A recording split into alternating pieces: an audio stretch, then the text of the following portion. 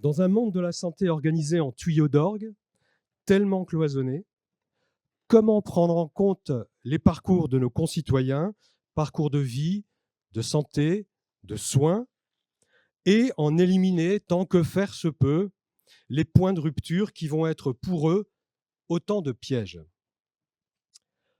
Aucune réforme systémique ne pointant à l'horizon, ni sur la nature de la formation médicale ou la réforme du troisième cycle, puis la réforme du deuxième cycle aggrave ces difficultés par l'hyperspécialisation qu'elle génère, ni sur le plan de la dichotomie CNAM-DGOS, cloîtrant les hospitaliers et les libéraux dans deux mondes parallèles. Les solutions peuvent-elles alors venir, émerger des territoires, des professionnels, des usagers eux-mêmes, qui dépassent ces limites et trouvent les astuces pour créer du lien et se coordonner. À l'issue de cette table ronde, nous en serons certainement un peu plus convaincus, même si la responsabilité politique de réformer profondément l'organisation de notre système de santé reste entière. Les territoires à eux seuls ne pourront complètement résoudre la quadrature du cercle dans laquelle nous sommes enfermés. Alors, dans cet environnement, restons positifs et constructifs. Docteur Alain Prochasson, vous êtes président de la CPTS de Metz et environ, et vous démontrez depuis plusieurs années que des avancées sont possibles. Partagez-nous ces avancées et surtout vos attentes pour l'avenir. Bonjour, merci de m'inviter à cette table ronde. Je suis médecin généraliste et j'ai l'impression comme c'est le thème de cette table ronde, de ce congrès, j'ai l'impression d'avoir fait du hors-piste depuis mon installation quasiment, en particulier dans l'organisation de la PDSA, parce qu'au départ, on n'avait pas le droit de faire de régulation libérale et puis on a créé, nous, une régulation libérale alors que ce n'était pas le moment. Ensuite, on est rentré dans le centre 15 alors que l'hôpital n'en voulait pas. On a forcé, grâce à la RH de l'époque, on a forcé la porte et on fait de la régulation libérale depuis 92, 24 heures sur 24. Voilà, donc le hors-piste, je connais aussi beaucoup les embûches du hors-piste. Voilà. Donc, en ce qui concerne la CPTS, eh bien, on a démarré, nous, dès qu'on a vu un décret sortir à propos de Ma Santé 2022, la possibilité de créer des communautés professionnelles de territoires de santé. Et on s'est lancé à 2, à 3, on a fait un copil, on a eu un consultant. Et je dirais, on a démarré avant qu'il y ait quoi que ce soit de réglementaire. Et c'est un peu ça qui nous intéressait. Voilà, donc tout ça pour dire que c'est encore du hors-piste. On a fini par avoir un financement intéressant. C'est surtout ça qui était intéressant, c'est d'avoir les moyens financiers d'organiser quelque chose de nouveau sur notre territoire. Et organiser quelque chose de nouveau, c'était tenir compte effectivement, comme on l'a entendu tout à l'heure, de l'état des lieux du secteur. L'état des lieux avec le problème démographique comme partout, et en particulier de la démographie catastrophique en ville, je l'ai entendu tout à l'heure. Et donc, trouver des solutions, combattre l'isolement, parce que c'est vrai que les médecins en particulier sont très friands d'installations isolées depuis longtemps et qu'on commence maintenant petit à petit, enfin, pour certains, ça fait longtemps. Ceci étant, la CPTS, au niveau pour voir tout ce qui est pratique en ce qui nous concerne, la CPTS a mis les moyens pour favoriser les équipes de soins primaires, pour faire mettre en place des maisons de santé pluriprofessionnelles, pour faire de l'aller vers les médecins pour les convaincre de la nécessité de coordination entre professionnels de santé. D'accord. On a mis en place, et là je vais dans le positif maintenant, on a mis en place une adresse mail, un numéro de téléphone spécifique avec des infirmières, des internes. On accueille des internes qui viennent et qu'on essaye de motiver pour les garder sur le territoire. une adresse mail pour permettre l'adressage à des médecins qui acceptent de prendre des soins non programmés, voire de devenir médecin traitant. Donc ça, c'était aussi la base de notre projet de santé, puisque maintenant, c'est quasiment une obligation pour l'ensemble des CPTS d'avoir dans ses missions l'accès aux soins et en particulier l'accès aux médecins traitants. On a bien sûr travaillé sur le côté prévention, puisque on s'était rendu compte au travers des CPL qu'on n'était pas très bon au niveau du dépistage des cancers. Donc là, on met en place des événements, on fait un partenariat, on a de plus en plus de partenaires. Alors je ne sais pas si c'est partout pareil, mais je pense que les CPTS sont très friands de partenariats et en fait, elles sont demandées par un certain nombre de partenaires pour pouvoir joindre les professionnels de santé. On fait beaucoup de coordination. Ça a commencé avec la vaccination. Je pense que on a décollé vraiment au moment de la vaccination contre le Covid, puisque nous, on est créé depuis 2018 et après, on a eu donc cette fameuse pandémie avec la nécessité de travailler ensemble. On avait un cabinet de garde qui s'était spécialisé dans les vaccinations. Et donc là, on a vu passer des infirmières, des orthophonistes, des kinés, des pharmaciens qui, à l'époque, ne travaillaient plus ou ne travaillaient moins. Et donc, se sont passés le mot et sont venus nous donner un coup de main pour les vaccinations avec des gens du médico-social, etc. Donc, je pense que ça a été une époque faste pour la CPTS en ce qui concerne la coordination des soins. Voilà. Donc, que dire de plus mon souhait pour la suite, voilà. Quels sont nos problèmes? Nos problèmes, c'est justement l'aller vers. On a mis en place un certain nombre d'outils de téléexpertise, télécommunication. On a des outils de gestion. On a des professionnels, des collaborateurs qui répondent au téléphone et qui mettent en place des événements pour essayer de convaincre les professionnels de santé à nous rejoindre. On a normalement 1800 professionnels de santé sur notre territoire. Pour le moment, on stagne, je dirais on stagne. On continue à évoluer tranquillement, mais on est encore à moins de 1000 parce que, on l'a entendu tout à l'heure, il faut convaincre. Il faut convaincre le plus possible de l'intérêt d'adhérer à une CPTS et l'intérêt d'adhérer à une CPTS, c'est l'intérêt de travailler ensemble parce qu'effectivement, on l'a vu tout à l'heure avec l'excellente présentation du docteur Braun, on n'arrivera pas à travailler seul, il faut qu'on travaille ensemble. Et travailler ensemble, ça veut dire aussi travailler entre la ville et l'hôpital. C'est la question que vous alliez me poser. J'ai beaucoup regretté, je regrette encore que dans le décret, il me semble qu'il y avait une place pour les CPTS dans les CME. Pour le moment, on n'a pas été invité. Voilà, donc ça c'est une chose qui est importante et ça permet de faire du lien. On a mis en place des systèmes de téléexpertise. Malheureusement, l'hôpital avait déjà son propre système de l'expertise, donc moi, je souhaite qu'on ait une plateforme pour pouvoir communiquer ensemble. C'est la même chose pour tous les logiciels d'ailleurs. Voilà. Et puis, le même problème, je pense, partout, de pouvoir accéder aux services hospitaliers le plus directement possible, de pouvoir avoir des liens directs avec des spécialistes quand on en a vraiment besoin. Sinon, on passe par la téléexpertise, mais malheureusement, il n'y a pas beaucoup d'adhérents aux téléexpertises. Voilà. Donc ça, c'est mon mot, peut-être qu'on pourra en reparler après, mais le mot, les souhaits par rapport à l'hôpital, par rapport à notre fonctionnement. Nous avons, dans le conseil d'administration, dès le départ, laissé des places à des représentants de l'hôpital. Et donc, on a eu un représentant de l'hospitalisation privée qui est... Pardon, à but non lucratif, je précise, qui était trésorier même de la CPTS, voilà. Et puis, nous avons actuellement un représentant, effectivement, de l'hôpital du CHR qui fait partie du conseil d'administration. Voilà, je pense que c'est la base aussi.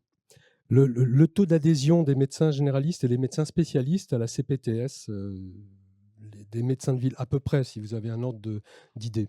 Bon, grosso modo, c'est 60%. Hein. En ce qui concerne les médecins généralistes, c'est déjà pas mal. Oui. On a un meilleur pourcentage pour les infirmières. Bien sûr. Voilà, qui sont plus nombreuses aussi sur le territoire et qui, à mon avis, ont bien compris, elles, l'intérêt de la coordination interprofessionnelle. Ouais. Je vais vous demander de passer le micro à votre voisin. Donc, David Pinet, vous êtes président de la CME du groupe hospitalier de l'Est de la Meurthe-et-Moselle, président de la conférence régionale et vice-président de la conférence nationale des PCME et PCMG de chez H. Répondez à Monsieur Prochasson sur quelle est votre manière de voir comment créer du lien entre la ville et l'hôpital, à travers bien sûr la gouvernance et les instances, mais aussi à travers un certain nombre d'outils mis à disposition de nos collègues de ville pour créer ce lien. Bonjour et merci pour l'invitation et pour ces échanges évidemment passionnants. J'ai le sentiment depuis que j'exerce ces fonctions et que je participe à ces différentes réunions que finalement le lien ville-hôpital, c'est euh, un sujet d'intérêt qu'on réévoque depuis des années et qu'on a du mal à appréhender. Donc je vais peut-être répondre sous l'angle de l'expérience personnelle de mon territoire et insister peut-être, François Beaune l'a dit, sur les spécificités territoriales qui amènent peut-être une certaine comment dire, adaptation aux situations locales. Et pour citer l'exemple de mon territoire, on est un établissement de santé sur un bassin de 100 000 habitants avec 120 professionnels hospitaliers et 70 correspondants médecins libéraux sur le territoire, 40 pharmaciens d'officine. Donc on ne peut pas peut-être comparer directement cet exemple avec celui d'une métropole comme celle de Metz. Néanmoins, il y a quelques éléments, je pense, de convergence en termes d'organisation et de facilitation des parcours qui peuvent aider à ce lien et à consolider ces liens. Le premier étant le contact interpersonnel, évidemment. Créer des dynamiques de projet sur les territoires nécessite d'avoir des interlocuteurs. Historiquement, nous n'avions pas de CPTS structuré sur notre territoire. Néanmoins, on a pu construire des projets parce qu'il y avait un certain nombre de leaders d'opinion, des professionnels, tant à l'hôpital qu'en ville, euh, animés par ce besoin d'organiser des parcours, de mieux prendre en charge des patients et qui avaient le sens du collectif et qui ont réussi à entraîner une dynamique autour d'eux.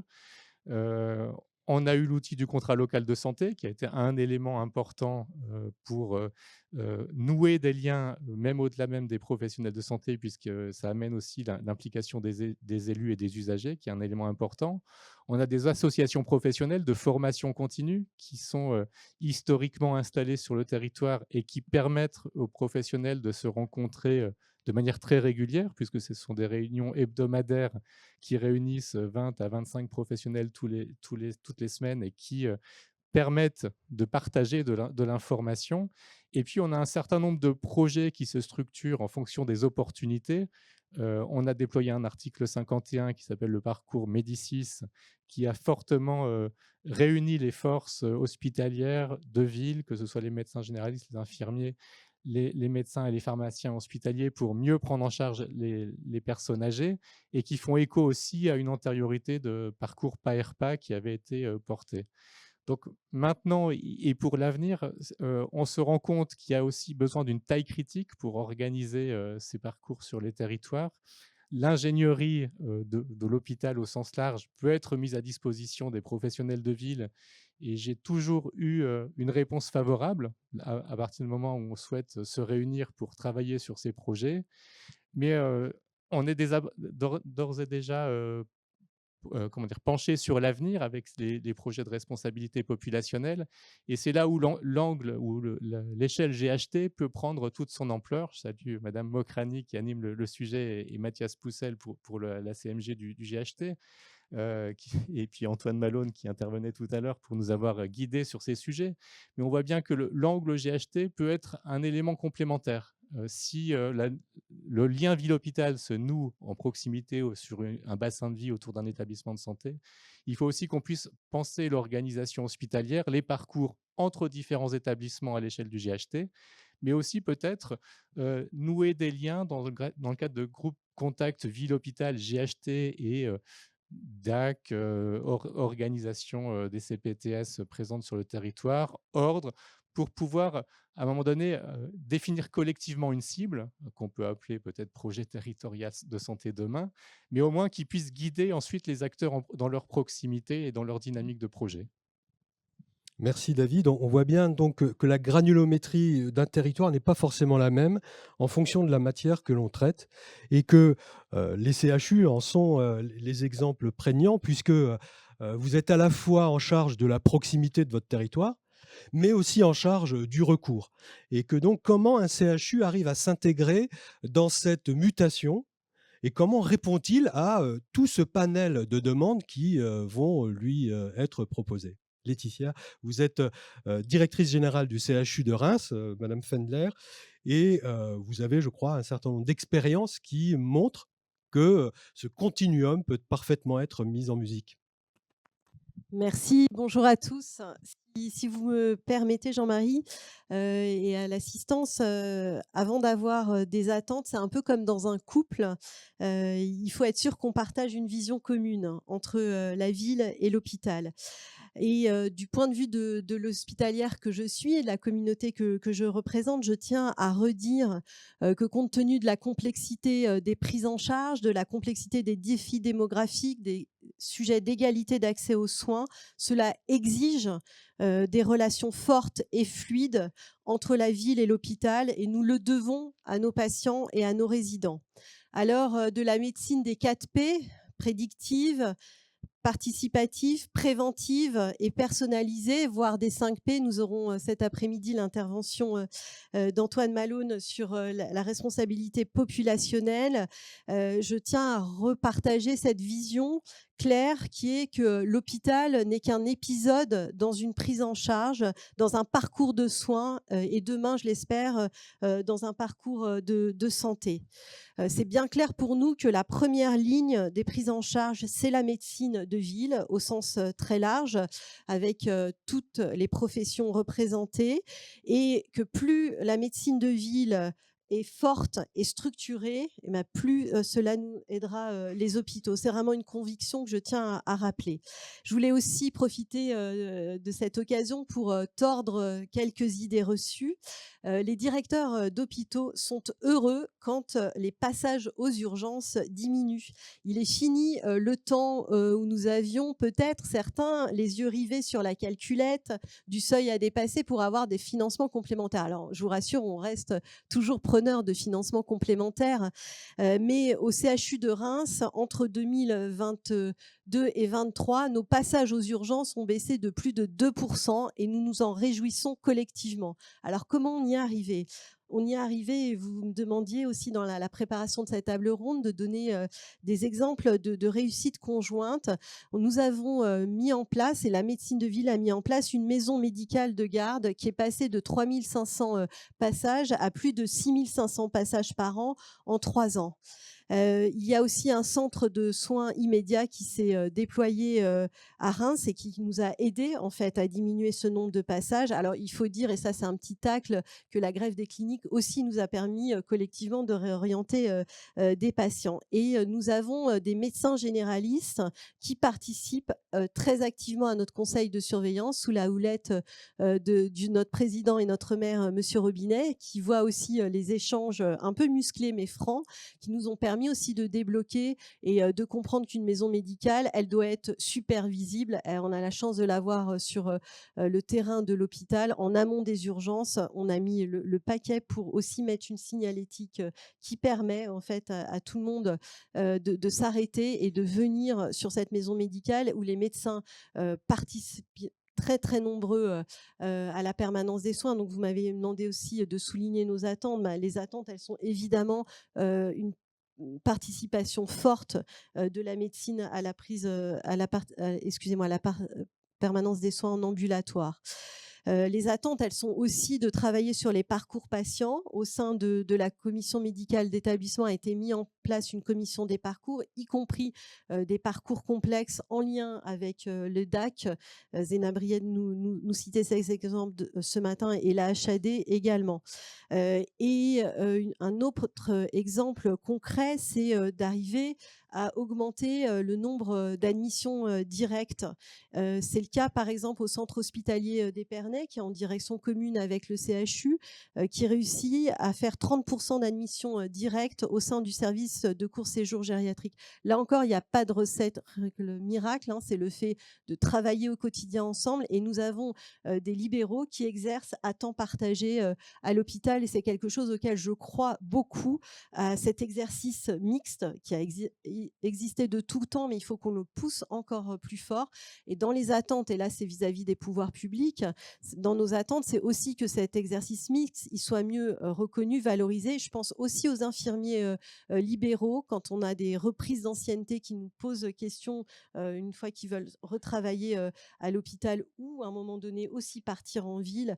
C'est important de valoriser cette richesse d'expérience et de parcours.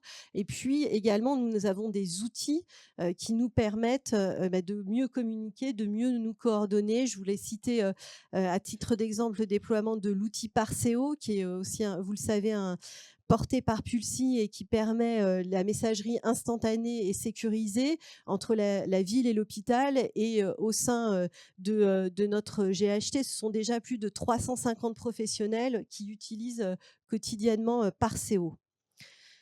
Peut-être si je peux encore avoir la parole quelques instants. Quand nous avons préparé cette table ronde, vous m'avez également challengé sur le rôle d'un CHU et la dimension universitaire et de formation et de recherche. Je voulais vous donner un exemple. La responsable du département de médecine générale au sein de l'UFR de santé et de maïeutique de notre faculté va être nommée professeure des universités en septembre 2024. Il y en a très très peu en France.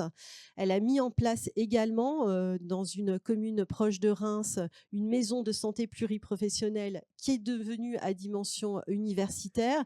Et je veux rappeler quelque chose que vous connaissez également. Le président de l'université avait coutume de rappeler qu'au bout de 7 ans, la moitié des connaissances sont obsolètes. Donc, dans nos attentes conjointes vis-à-vis des professionnels de santé qui travaillent à l'hôpital et en dehors de l'hôpital, la nécessité de continuer de se former au fil de l'eau, elle est capitale et je veux la rappeler fortement. Et donc, à travers le fait d'être maître de stage, et c'est un signe aussi d'optimisme, excusez-moi, il y a beaucoup de médecins libéraux qui s'engagent dans la formation des plus jeunes. C'est un facteur d'attractivité colossal. Et bien sûr, je ne peux pas ne pas citer la recherche également.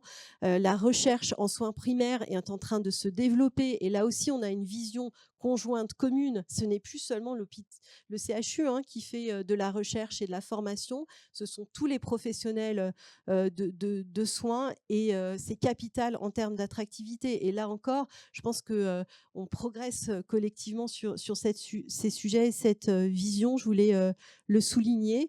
Le ministre, Monsieur Braun, l'a rappelé ce matin. Dans les attentes, pour moi, il y a d'aller plus vite sur le transfert de compétences, sur le rôle des infirmiers de pratique avancée. Notre CHU, on a déployé plus de 18. On est déçus que côté médecine de ville, il y ait des échecs. On y avait une infirmière en pratique avancée en neurologie, formée en libéral. Elle est revenue au sein de l'hôpital parce que voilà, le modèle à la fois économique, mais en même temps ce qu'on lui confiait par rapport à son niveau de compétences. On est sur des bacs +5, on est sur des masters, on est sur des équivalents d'ingénieurs. Il faut aller plus loin et là on a du retard. Et j'en profite aussi de la présence du Conseil de l'ordre. Il faut dépasser les corporatismes vu les défis qui sont les nôtres. Peut-être, si vous me permettez, pour conclure, vraiment un message aussi optimiste sur nos relations. Je pense que les relations entre la ville et l'hôpital n'ont jamais été aussi fortes, aussi bonnes. Il y a beaucoup d'espoir. La semaine dernière, il y avait l'Assemblée générale de la CPTS de l'agglomération rémoise. Nous étions aussi au conseil d'administration. On était membres des collèges. Et ça, il y a 15 ans, ça n'aurait pas été possible de se réunir de cette manière-là. Et on a vraiment un alignement, en tout cas des visions et des planètes qu'il faut poursuivre. C'est le seul moyen de réussir ensemble. Et si vous me permettez un parallèle en chanson, alors comme je chante très mal, je vous épargnerai de chanter, mais je vous dirais que les yeux dans les yeux et la main dans la main, la ville et l'hôpital vont tous les deux sans peur du lendemain. Merci. Merci. Madame Fedler, alors je vais juste un petit peu modifier notre sens d'intervention pour permettre à Monsieur Fels de partir un peu plus tôt puisque vous avez des obligations. Donc, vous êtes médecin généraliste, mais aussi, et vous nous l'avez dit tout à l'heure, adjoint au maire de Strasbourg chargé de la santé.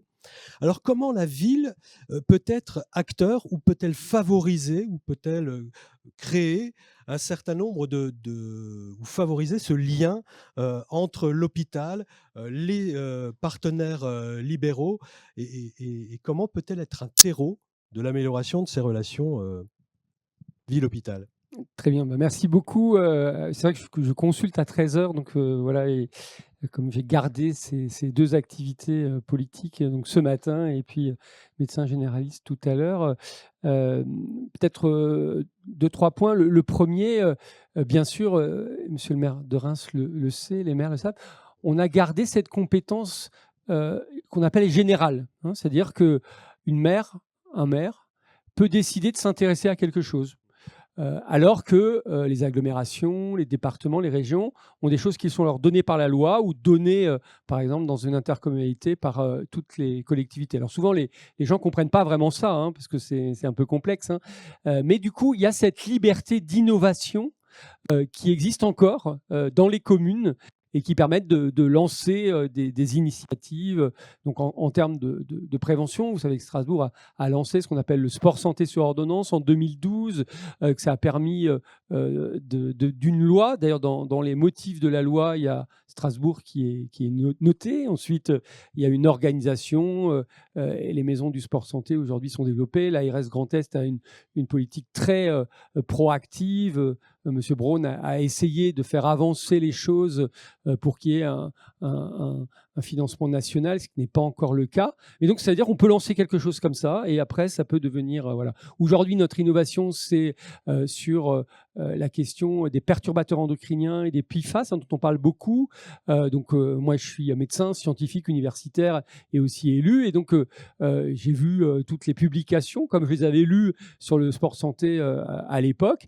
Et donc, on a décidé de lancer ce qu'on appelle l'ordonnance verte. C'est-à-dire qu'à Strasbourg, tous les médecins hospitaliers, libéraux, on a beaucoup travaillé avec le CMCO, les gynécologues de l'hôpital, et puis les libéraux, les sages-femmes, peuvent prescrire en fait aux femmes enceintes d'éducation et de la promotion à la santé. Ça veut dire on leur explique où sont les perturbateurs endocriniens, comment essayer de s'en préserver. Et puis la mairie de Strasbourg offre un panier fruits et légumes bio, circuit court, une fois par semaine durant la grossesse. Voilà. Donc ça, c'est aussi une initiative qui vient aujourd'hui de la collectivité. Ce soir, par exemple, à 18h30, je suis en lien avec la maire de Genève qui veut mettre en place également cela. En France, on a maintenant un réseau des médecins qui s'impliquent contre les pesticides. Une réunion la semaine dernière qui veulent développer ça partout en France. Voilà.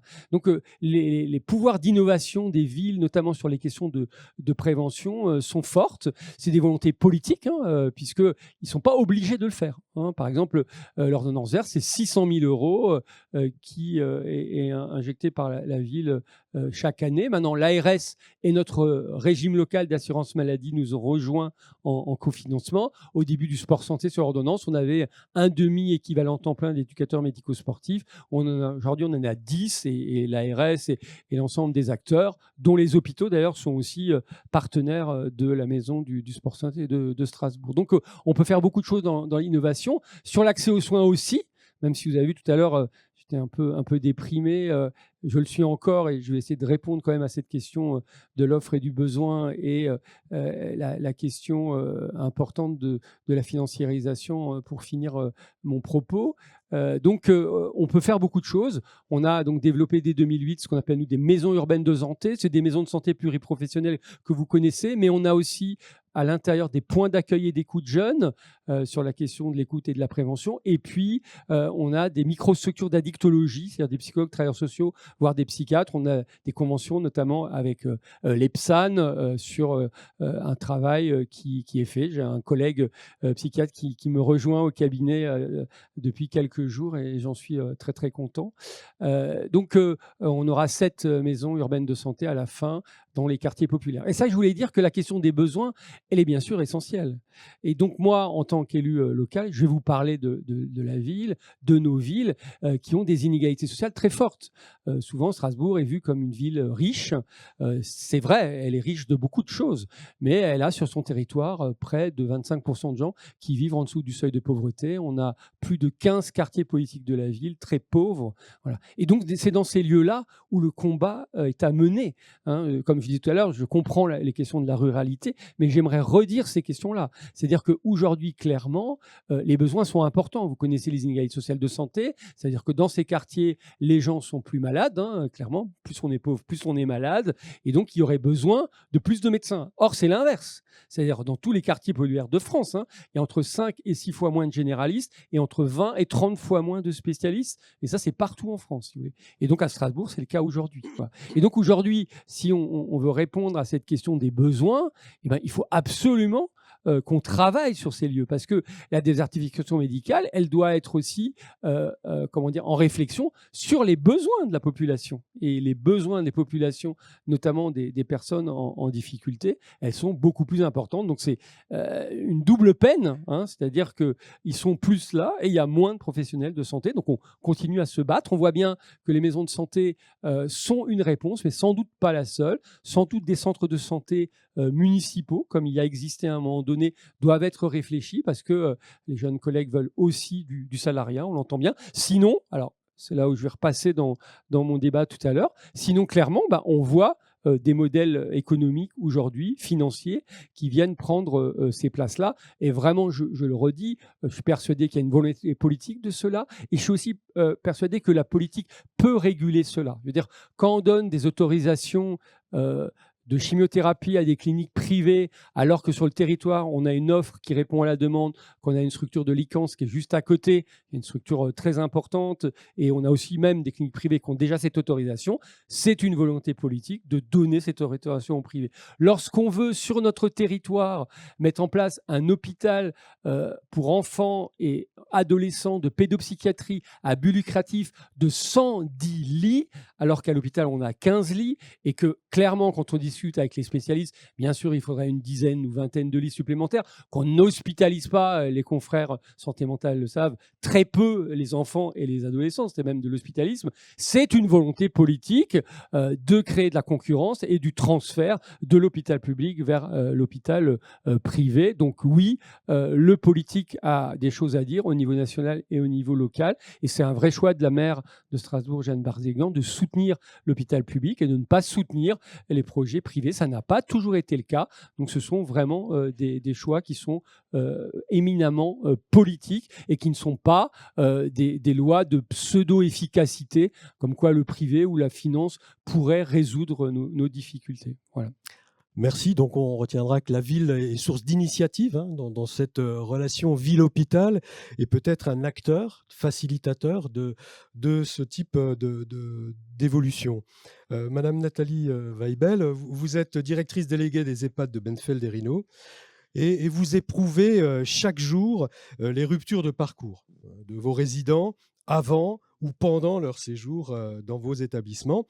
Alors, quelles sont vos attentes de votre côté ? Merci à vous. Donc, moi, effectivement, je vous apporte un éclairage particulier. C'est un éclairage spécifique d'une directrice d'EHPAD. Donc, l'EHPAD, c'est un domicile. C'est le domicile des personnes qui sont accueillies, les résidents. Mais ce n'est pas tout à fait un domicile comme les autres, puisque l'EHPAD, c'est également un établissement médico-social qui s'est de plus en plus médicalisé ces 20 dernières années.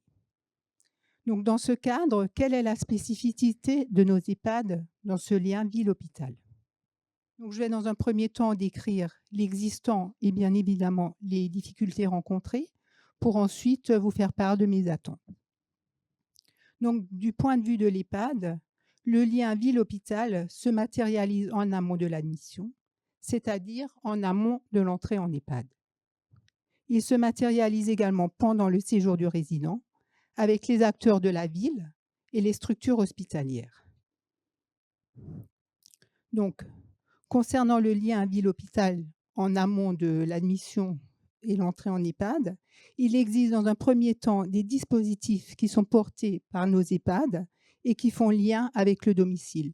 Ces dispositifs sont notamment l'accueil de jour, les hébergements temporaires d'urgence. Ces dispositifs permettent le maintien à domicile en s'appuyant sur les ressources de nos EHPAD. L'adressage en EHPAD des bénéficiaires se fait aujourd'hui par un outil d'admission unique et nationale, c'est un portail via trajectoire, qui est une plateforme d'orientation et de mise en relation des personnes âgées et dépendantes et des structures d'accueil. L'adressage se fait aussi via les DAC, peut se faire par les services d'accompagnement renforcé de l'autonomie, ce sont les anciennes Maya. Bien évidemment, l'adressage se fait également par les professionnels de santé libéraux, donc les médecins généralistes et les structures hospitalières. À ce niveau-là, nos difficultés sont au nombre de 2. Il y a parfois un décalage entre l'évaluation qui est faite en amont de l'admission, donc bien souvent sur dossier, et la situation clinique et cognitive lors de l'entrée en EHPAD, ce qui entraîne des conséquences pour le résident et l'entourage, puisque le résident est accueilli dans un dispositif non adapté qui peut le mettre en insécurité. Il y a aussi des admissions en EHPAD qui se font dans l'urgence et bien souvent au décours d'une hospitalisation. Concernant le lien ville-hôpital pendant le séjour du résident en EHPAD, donc la spécificité de nos EHPAD, c'est d'être à cheval entre la ville et l'hôpital.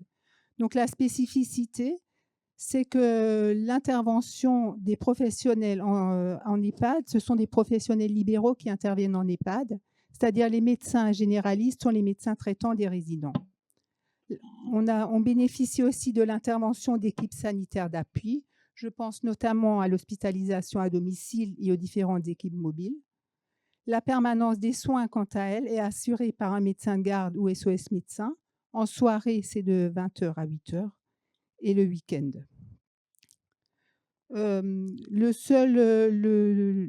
dossier de liaison pour l'entrée en hospitalisation, on a un dossier unique qui est le dossier de liaison des urgences. En EHPAD, il y a une spécificité. Le seul médecin salarié, c'est le médecin coordonnateur de l'EHPAD et c'est lui qui est l'interlocuteur privilégié tant entre les professionnels libéraux sur le territoire que les structures sanitaires. Donc, notre fonctionnement en termes d'EHPAD pose différentes difficultés. La première est la continuité des soins, comme vous le dites, les ruptures, avec des médecins libéraux qui ne peuvent pas toujours intervenir en EHPAD. La méconnaissance aussi par les professionnels de ville des outils internes à l'EHPAD, par exemple le logiciel de soins. Un recours à la télémédecine qui est faible, voire inexistant, et des outils de messagerie sécurisés qui ne sont pas suffisamment déployés. On remarque depuis les dernières années aussi une difficulté de recours au transport sanitaire lors de consultations externes pour les résidents. Donc, face à ces difficultés relevées, mes attentes sont, et là je rejoins un peu la directrice du CHU de Reims, déployer l'admission directe non programmée, c'est-à-dire faciliter les admissions directes des personnes âgées qui sont des personnes fragilisées vers les centres hospitaliers de premier recours et notamment éviter le passage et les attentes aux urgences. Une autre attente, c'est de faciliter la coordination entre le domicile et l'EHPAD, donc en s'appuyant davantage et en développant des coopérations et renforcer les partenariats avec les CPTS, et aussi en déployant un dispositif qui est plus nouveau, qui existe depuis 2022, c'est les centres de ressources territoriaux. Ensuite, pour garantir la continuité des soins, le développement du salariat des professionnels de santé et des médecins pourrait être une piste. Et la dernière attente serait de développer l'utilisation d'outils numériques.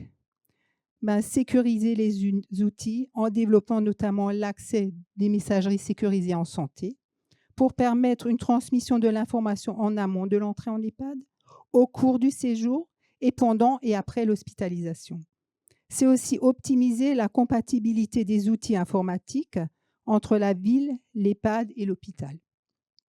Enfin, c'est développer la télémédecine, la téléconsultation. Donc effectivement, voilà. Donc, c'est vraiment pouvoir s'appuyer sur les interlocuteurs de premier recours, sur les CPTS pour développer ce partenariat Effectivement, en tant que directrice d'EHPAD, je suis également membre d'une CPTS, donc c'est une première avancée. La direction des centres hospitaliers sont également membres, donc c'est les premiers échanges, les premiers décloisonnements qui aujourd'hui sont en chemin et en route. Merci. J'allais presque dire, l'EHPAD, c'est le lieu de tous les dangers de la non-coordination, on va dire, puisqu'elle concentre en fait toutes les portes qui s'ouvrent ou qui se ferment du parcours d'un patient fragile.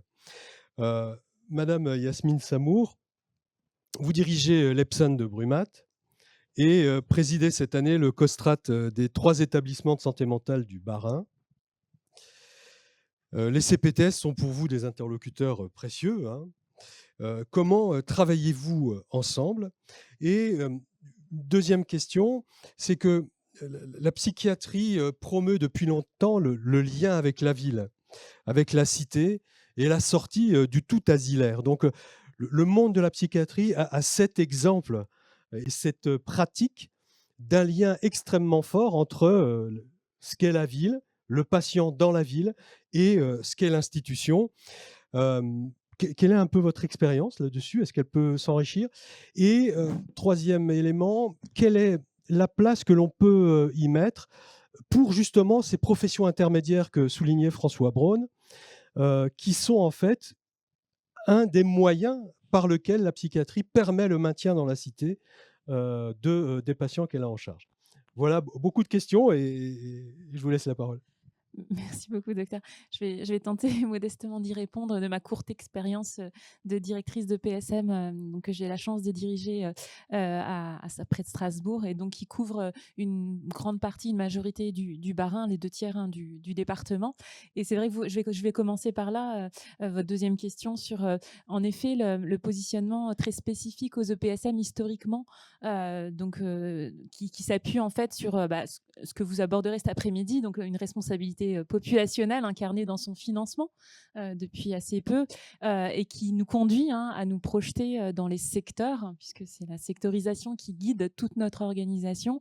Et c'est ça qui, très concrètement, alors pour mon établissement, c'est dans 34 sites du département, nous permet d'être en effet à la fois très en proximité et puis pour reprendre les termes d'aller vers, nos équipes de ces centres de jour se déplacent dans les EHPAD qu'on évoquait tout à l'heure à domicile, et toute une partie de ces équipes est évidemment mobile. Alors on parle beaucoup d'équipes mobiles incarnées désormais dans de nombreux projets, mais on avait déjà et depuis longtemps ces équipes mobiles-là dont on assure par convention et de façon aussi exhaustive qu'on doit le faire, la couverture des EHPAD en particulier. Alors évidemment, c'est freiné, et c'est vrai pour mon établissement, peut-être moins encore que pour d'autres PSM de la région. On est freiné par des postes vacants qui fait qu'on n'arrive pas toujours à assurer l'exhaustivité ou la fréquence des interventions qui sont nos engagements. Mais voilà, c'est vraiment l'essence même de notre action que d'être présent en proximité. Alors évidemment, ça a été complété, et vous l'évoquez, par l'évolution, alors incarnée par différents éléments. Je voudrais évoquer brièvement le projet territorial de santé mentale qui maintenant structure dans chaque département les actions en santé mentale. Pour le Bas-Rhin, il y a un des 5 axes qui porte sur le lien ville-hôpital et qui est dans lequel donc sont traités le lien avec les CPTS, avec un travail qui a été fait avec l'ensemble des CPTS du Bas-Rhin, une 10 je crois, c'est 8 pour les PSAN, avec dans chaque projet de santé un volet sur la santé mentale qui est donc formalisé. Donc ce lien avec les CPTS, j'en profite je l'aborderai un peu plus tard, pour terminer sur l'axe concernant le PTSM, indiquer que c'est là qu'on retrouve aussi les nouveaux dispositifs d'équipes mobiles qui complètent finalement ce qui existait déjà, avec des équipes mobiles de psychiatrie de la personne âgée, d'intervention de crise, qui sont sur la prévention de l'hospitalisation et qui là aussi travaillent étroitement avec les professionnels de ville et les médecins traitants en particulier. Et ça doit être évidemment notre leitmotiv qui doit guider notre action formation. Voilà, donc dans ce cadre-là. Donc le PTSM, et pour vous répondre sur les CPTS également, c'est vrai que alors les CPTS pour nous, donc c'est 8 CPTS. Alors à la fois on s'attache à être présent, alors à la fois au niveau de la direction, c'est en effet être présent dans la gouvernance des CPTS, aux AG, dans les conseils d'administration évidemment, y adhérer systématiquement bien sûr. C'est aussi contribuer voilà, à leurs actions. Certaines CPTS créent des annuaires de ressources, des documentations spécifiques. On aimerait, je passe déjà aux attentes, et je sais que Dr Orbach est là à ce titre, hein, qui est en effet une inter-CPTS, en tout cas une coordination des CPTS, qui nous permettent aussi que ce travail-là, mené dans une CPTS par les professionnels du secteur concerné, puissent trouver des relais, être dupliqués, adaptés pour les autres territoires. C'est vrai que voilà, c'est une question aussi d'efficacité pour nous, et même si voilà, on s'attache à être présent à chaque fois, je pense qu'il y a un enjeu de coordination incarné évidemment par le GHT aussi. Vous l'avez dit tout à l'heure, notre GHT et c'est déjà dans les rails, hein, pour le GHT dont je fais partie, puisque le CHU porte, et dans le cadre du projet médical du GHT, une commission ville-hôpital dont l'animateur est Dr Nizan ici présent, qui a vocation à prolonger cette structuration qu'on a appelée chacun de nos voeux. C'était le cas du Dr Pinet aussi tout à l'heure, au niveau du GHT, et puis des différentes CPTS. Enfin, sur la question des métiers et de l'évolution des métiers, alors c'est vrai que là aussi, dans la santé mentale, on a comme certaines autres spécialités, hein, mis en place un certain nombre de professions intermédiaires. Vous l'évoquez, les infirmiers de pratique avancée, même si elles ne sont pas encore suffisamment nombreuses. C'est un dispositif qu'on est encore en train d'évaluer, de développer. On a des projets qui n'ont pas abouti, hein, de partage de temps avec la ville, alors pas faute de volonté, mais de ressources pour incarner, hein, ces projets-là. On avait un projet avec une maison urbaine qu'a évoqué tout à l'heure Dr Feltz. Donc ça, c'est avec regret, mais évidemment, ça doit faire partie des projets à venir, que d'avoir des partages de temps. Mais je pense que c'est aussi d'abord au quotidien l'aller vers qu'on incarne, qui incarne ce lien-là. C'est-à-dire qu'on doit être, nous, en proximité. Oui, le partage de temps, mais c'est aussi beaucoup être au contact et en présence par les équipes, hein, de l'établissement. Voilà. Peut-être, je ne vais pas être plus longue aujourd'hui. Je pense qu'en plus, l'horaire est presque atteinte. Mais voilà, c'est vrai que les EPSM ont, je pense, à la fois un historique et puis voilà, une essence de travail avec la ville qui est inspirant, me semble-t-il, venant du MCO. Je le perçois d'autant plus de ma jeune expérience, on va dire, en EPSM. Et du coup, j'y attache d'autant plus une grande importance dans les liens qu'on est en train de construire avec les CPTS récentes. Voilà. Merci pour ces éléments. Docteur Rohrbach, vous êtes secrétaire général de la CPTS Strasbourg Eurométropole Sud-Ouest, mais vous participez aussi à l'inter-CPTS, comme vient de le dire Madame Samour. Alors bien sûr, quelles sont vos attentes à vous en tant qu'acteur de CPTS, mais peut-être aussi avec un peu plus de hauteur sur ce que peut amener une inter-CPTS et ce qu'elle peut porter comme message, je dirais, plus politique, on va dire, sur ce lien ville-hôpital.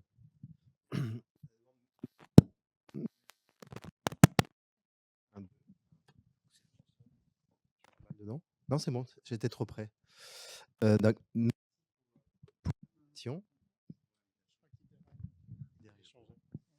mon timbre de voix. Oui. Donc merci pour l'invitation. Oui, donc je parle effectivement d'une inter-CPTS, en fait. On a créé sur le Bas-Rhin, alors on n'en a pas 10 actuellement de CPTS, il y en a 7. Dans un accord cadre, on a essayé de faire du léger au niveau statut. L'idée de notre inter-CPTS, c'est effectivement regarder tous nos territoires avec toutes leurs spécificités et puis d'interroger toutes les thématiques et les missions qu'on peut partager et en tout cas travailler ensemble. Voilà. Donc la santé mentale est une des missions. Alors moi, comme je m'intéresse beaucoup à la géographie de la santé et que j'ai un peu écouté tout à l'heure, j'étais pas trop sur mon téléphone, et j'ai un peu écouté le propos du docteur Braun, hein, et j'ai entendu dans son propos plein de choses intéressantes. Hein, je l'ai trouvé beaucoup plus intéressant maintenant, un peu détaché du ministère, que pendant qu'il était au ministère. Il l'a avoué lui-même, je ne sais pas s'il est encore là, mais je pense que c'est une mission qui n'est pas simple et que c'est bloquant, hein, même de s'exprimer de là où il était à l'époque. Les CPTS, en fait, c'est des communautés. On dit beaucoup CPTS, mais moi j'aime bien le mot communauté. Et ces communautés, elles nous aident à sortir un peu de notre formation initiale. Elles nous aident un peu à regarder le territoire et puis surtout à être modeste. Modeste, c'est-à-dire qu'on a tous, enfin on essaie en tout cas de traduire dans ces communautés le fait qu'on est quand même bien bloqué par les déterminants de santé et que finalement, les systèmes de santé, enfin je ne veux pas vous faire de la promotion de la santé ce matin, mais quand même, il faut redescendre un petit peu. Les systèmes de santé ont très peu d'impact sur la santé individuelle. Et on sait que les déterminants de santé, ça se joue très, très en amont de nos systèmes de santé. Mais quand on a dit ça, alors, je ne sais pas, moi j'ai un pourcentage, il paraît que 15%, c'est-à-dire que la santé des populations et l'impact des systèmes de santé sur la santé des populations, c'est à peu près 15%. Quand on parle de l'environnement, quand on parle des territoires, quand on parle de l'éducation, voilà, je vous renvoie à Bourdieu, surtout les capitaux sociaux et autres, eh ben, on peut se dire, bon, ok, on travaille. Donc le sujet, c'est le lien ville-hôpital. Nous, notre mission dans les CPTS, c'est pas de réinventer du soin, c'est justement de coordonner ces soins, décloisonner, c'est de parler en cohérence avec. Alors je dis pas hôpital, je dis établissement parce que finalement sur nos territoires, on a des cliniques aussi, on a des établissements pour personnes âgées, on a évidemment le CHU, et ici indéniablement le CHU a du poids dans le 67. Donc en fait, les CPTS, c'est communiquer et convivialiser un petit peu entre la ville et l'hôpital. J'ai plein d'exemples, mais on en a cité énormément. Moi, ce qui m'intéresse, c'est qu'on s'implante sur des contrats locaux de santé. Et nous, on a la chance dans notre territoire CPTS de s'implanter, mais vraiment strictement sur un contrat local. Et ça a beaucoup de sens pour nous. Maintenant, il faut arriver à tirer les fils de tout ça et il faudra se réunir. On a déjà fait des premières rencontres, mais la vie d'une CPTS, c'est un long chemin, c'est-à-dire de rencontres, d'interconnaissances et puis de confiance pour lever beaucoup de défiance, en fait. Et puis, il y a les groupements hospitaliers de territoire, je ne dis plus GHT, je dis groupements hospitaliers de territoire, qui ont aussi leur partition et converger vers des projets médicaux territoriaux, parce que c'est comme ça, des PMP, projets médicaux partagés. J'aime pas ça, PMP. Il faudra changer ça. Trop médico-centré notre système de santé. Et donc, c'est un travail qu'on a à faire, nous, entre les différentes CPTS. Et puis, il y a du lien avec les dispositifs d'appui à la coordination. Il y a aujourd'hui le SARA, qui était Maya, je crois. Et puis, effectivement, l'animation en fait, des établissements où sont les plus fragiles. Moi, j'ai la chance de travailler dans un institut médico-éducatif. Je m'occupe du parcours d'enfants polyhandicapés. Et je travaille aussi dans un EHPAD en tant que salarié. J'ai beaucoup de casquettes. Mais en fait, on voit que les personnes les plus fragiles de notre système sont un peu oubliées. Et je me dis que voilà, si le regard des CPTS sur ces parcours indéniablement très complexes de ces populations-là peut s'améliorer, on aura déjà réussi pas mal de choses. Alors moi, je suis fan des équipes mobiles aussi. Et je ne suis pas le seul. C'est aller vers le domicile, c'est énorme. Et puis, c'est une expertise en amont de l'hôpital qui évite bien des désagréments. Alors ici, on a la chance d'avoir un dispositif d'appui gériatrique, puis des expérimentations à base de pandas, donc des gros nounours qui sont hyper rassurants. Le panda, en fait, c'est l'idée d'hospitaliser au mieux les personnes âgées de plus de 75 ans, dans le bon service, dans le bon timing, et puis éviter des attentes interminables. Voilà. Donc les CPTS, c'est d'abord un endroit convivial. Il n'y a pas de porte, il n'y a pas de fenêtre, c'est juste une coordination territoriale, mais c'est déjà pas mal. Et là-dedans, on essaie de faire entrer la participation des usagers, des populations, ce qui est aussi un nouveau métier. Donc, il ne faut pas trop nous mettre la pression parce que nous, on a été formés dans un creuset moi personnellement très médical, mais finalement dans des formations très cloisonnées. Donc, on apprend à se parler. Ça va prendre un peu de temps. Moi, je suis tombé dans l'exercice coordonné il y a bientôt 20 ans. Hein. Je travaille en maison de santé depuis ce moment-là. J'étais dans un désert en santé, en Bourgogne, près de la Nièvre. Je ne sais pas si vous connaissez la Nièvre, pendant 15 ans. Et là, j'arrive à proximité d'un quartier prioritaire politique de la ville, donc avec des gens vulnérables. Et je pense que les CPTS ont leur regard à donner là-dessus. Voilà.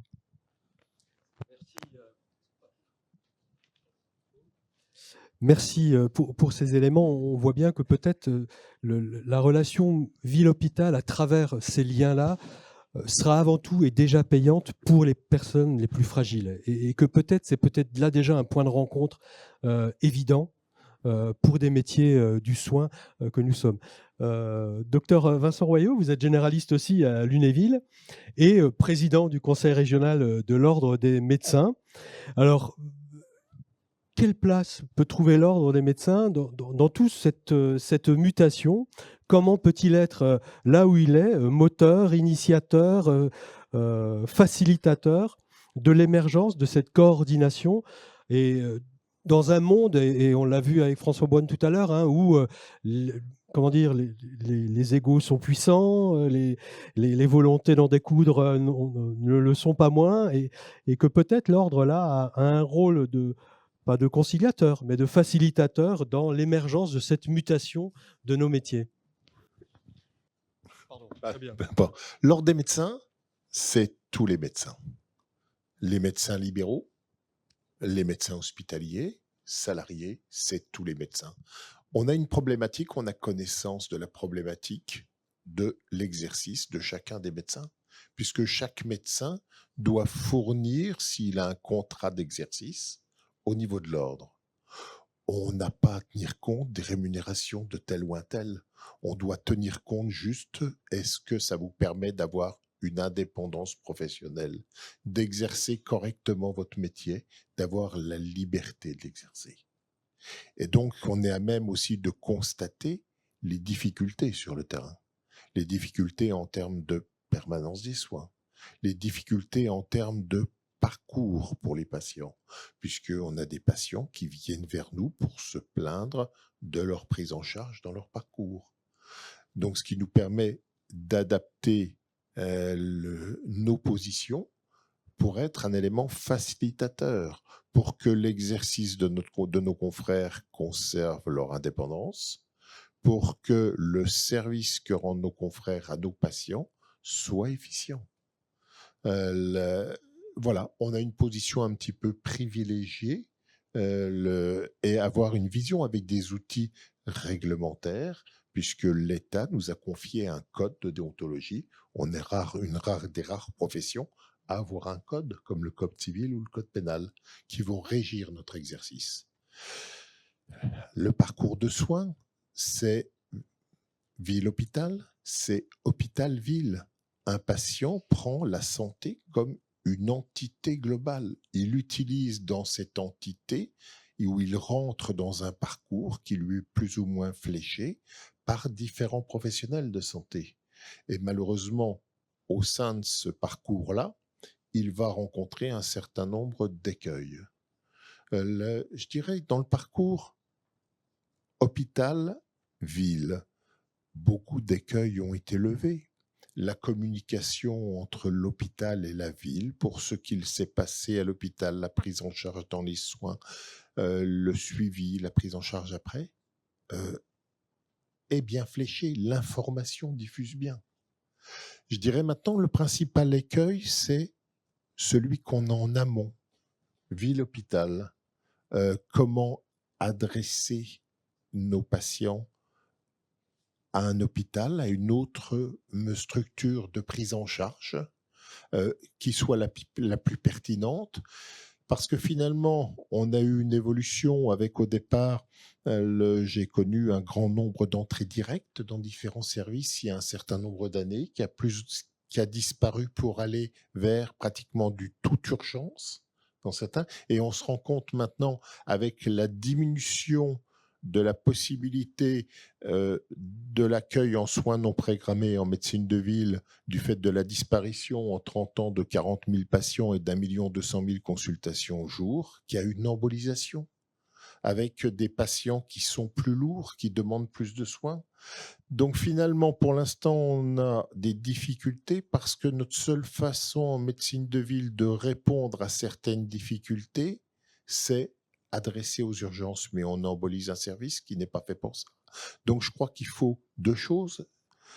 Développer une structure en aval avec les CPTS, les SAS, les maisons médicales de garde. Il faut pouvoir avoir des liens plus importants entre l'hôpital et la ville, avec des exercices mixtes, comme vous en parliez, madame, qui permettront donc aux confrères de connaître les deux problématiques, de faire le lien entre la prise en charge, entre la ville et l'hôpital, et donc d'avoir plus du liant, d'avoir un élément facilitateur. Et pour bien utiliser les moyens que nous avons à notre disposition, qui malheureusement aujourd'hui sont contraints, et on est obligé de réfléchir au mieux pour utiliser ces moyens-là et ne pas perdre du temps médical à donner un coup de téléphone dans différents services pour essayer de faire accueillir un patient qu'on n'arrive jamais à joindre. C'est du temps médical de perdu pour notre patient qui va atterrir dans une structure qui ne sera pas spécifiquement dédiée à sa pathologie. Et là, le patient va perdre aussi du temps et on va emboliser d'autres structures au détriment d'autres besoins. Donc voilà, je crois que c'est pour ça que c'est important d'avoir ce liant-là dans toutes les formes, d'avoir ces échanges-là. Et c'est pour ça, finalement, donc, en tant qu'ordre des médecins, ça nous permet d'avoir une vision un plus générale. Je vous remercie de m'avoir invité parce que ça permet aussi d'échanger, de voir les points de vue de chacun pour essayer d'apporter la meilleure analyse et la meilleure réponse aux difficultés que nous vivons actuellement. Merci pour cette intervention. On voit bien donc que ce lien ville-hôpital, c'est avant tout retrouver de la convivialité entre professionnels pour répondre aux besoins d'une population. Et on voit que les expériences sont riches et qu'il y a déjà un certain nombre de choses qui existent. Bien sûr que les uns et les autres, nous pouvons améliorer jour après jour la réponse aux besoins d'avis spécialisés, par exemple, de la part de nos collègues de la ville vers l'hôpital. Mais on l'a vu tout à l'heure aussi, et François Braun l'a rappelé, le temps médical disponible dans les 10 ans qui viennent n'augmentera pas. Il faut donc trouver le moyen aussi d'inventer d'autres sources de prise en charge, de les coordonner pour que le patient et ses besoins soient le plus couverts. Et ça implique en effet non pas que seulement interroger où je peux appeler pour avoir un avis spécialisé, parce que l'hôpital ne pourra pas surseoir à ce que la ville, en termes d'avis spécialisés de second recours, ne peut plus faire. Il va donc bien falloir dégager du temps médical pour que la plus-value d'un médecin soit pleinement valorisée et que d'autres acteurs de santé puissent nous aider dans le parcours du patient à répondre aux besoins. Donc, on voit que le challenge est élevé, mais que voilà, des choses existent et donc nous montrent le chemin. Est-ce qu'on a encore 3 minutes pour une question ou est-ce qu'il y a des questions dans la salle? 2 minutes. Bon, c'est le préprandial tardif, donc je pense que nous avons tous faim et soif. Et s'il n'y a pas d'autres questions dans la salle, je vous remercie toutes. Ah, Zénab! Je voulais juste une remarque. D'abord, vous remercier pour ces échanges et vous dire que malgré tout, le lien ville-hôpital, qu'on le veuille ou non, il existe. Et il existera toujours et vous en êtes la démonstration. Merci en tout cas. Merci Zénab et merci à toutes et à tous de votre participation et du temps passé.